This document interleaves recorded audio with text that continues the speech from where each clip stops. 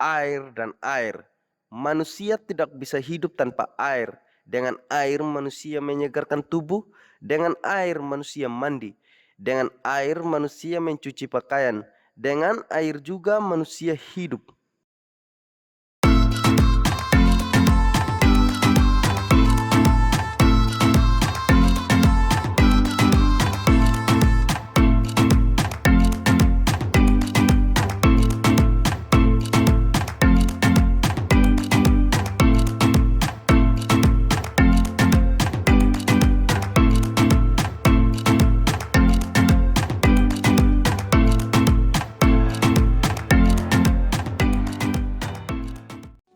Air selalu membawa kehidupan di sekitarnya.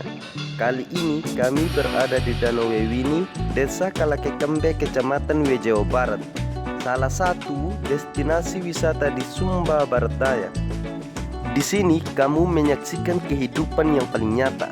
Ada oase, ada kehidupan. Tetapi di balik semua kisah kehidupan, Wewini juga terkenal dengan cerita yang berkembang di daerah sekitarnya. Di sini bukan hanya kesegaran yang kamu dapatkan, tetapi kisah terjadinya Danau Wewini. Inilah ceritanya. Kami mulai mencari di Google tentang Danau Wewini. Ternyata Danau Wewini bukan hanya menawarkan keindahan, melainkan kisah di balik terbentuknya Danau Wewini. Sejarah Danau Wewini banyak ditulis oleh orang, dan salah satu yang kami dapat adalah Rovinus Dekaleka yang menulis tentang Danau Wewini. Dalam tulisannya di Kompasiana, Wewini berasal dari kata WE yang berarti air, sedangkan Wini merupakan nama orang khusus untuk perempuan. Wewini berarti air Wini. Cerita tentang Danau Wewini juga ditulis oleh Irwan Tantomi yang dimana menceritakan tentang kisah hidup nenek Wini di kampung itu. Nenek Wini adalah seorang janda menghabiskan waktunya untuk mengurus pertanian, perkebunan, serta peternakan.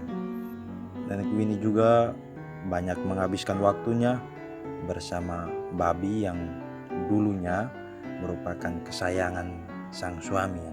Ketika sang suami meninggal, seorang penduduk kampung mencoba untuk meminang nenek Wini.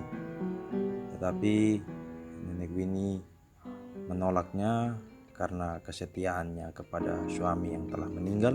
Karena ditolak, pria itu pun berbuat jahat kepada nenek Wini. Ia menculik babi yang dipiara oleh nenek dan kemudian dibagi-bagikan dagingnya kepada seluruh penduduk kampung. Ketika nenek Wini pulang dari kampung, dia menyadari bahwa babi yang ia piaranya sudah hilang.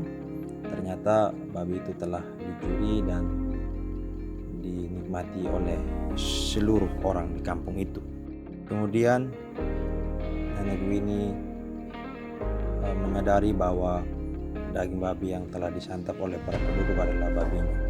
Ia pun sakit hati dan menyepi dan bertemu dengan Marapu dan berjanji untuk membalas dendam akan sakit hatinya.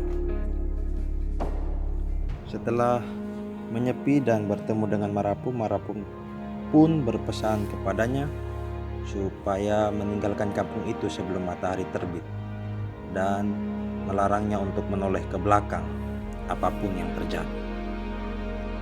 Nenek Wini pun berjalan dari kampung itu dan dia tidak sendiri. Dia mengajak nenek Kawena untuk meninggalkan kampung. Saat matahari mulai terbit, terdengar suara gemuruh. Malangnya nenek Kawena menoleh ke belakang tanpa sadar dan kemudian dia berubah menjadi batu. Nenek Wini tetap meninggalkan kampung dan seluruh isi kampung kemudian menjadi danau yang disebut dengan Danau Wewini. Cerita tentang Danau Wewini bukan menjadi hal yang baru, tetapi di balik cerita tersebut ada pesan yang hendak disampaikan, bahwa hubungan dengan sesama perlu dirawat dan dipelihara, hal yang sama seperti danau ini.